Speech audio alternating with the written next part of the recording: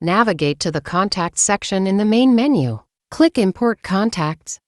To access options in the Add Contacts window, choose the loading method. Select Clipboard. If you wish to manually insert a list of contacts, choose Import from File to import a file containing the contact list. In the field where to add new contacts, select an existing list to include your new contacts or create a new one.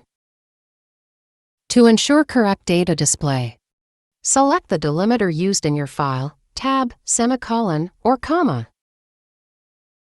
Drag and drop the file into the upload area, or click on it to open the standard file upload window. If the file contains several pages, the system will process the first page and display the first 10 lines for further customization.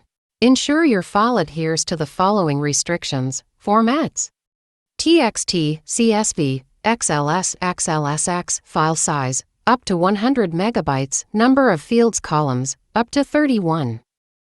The file can include various customer data for segmentation and personalized messages such as customer name, registration date, geodata or address, country, city, language, personal promo codes, and more. Link the columns. Note that the phone column is required for the import. Click the Apply button.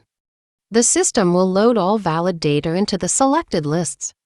The import time varies based on file size. You can check the imported contacts in the Lists tab by clicking on the list of contacts to which you have made the import.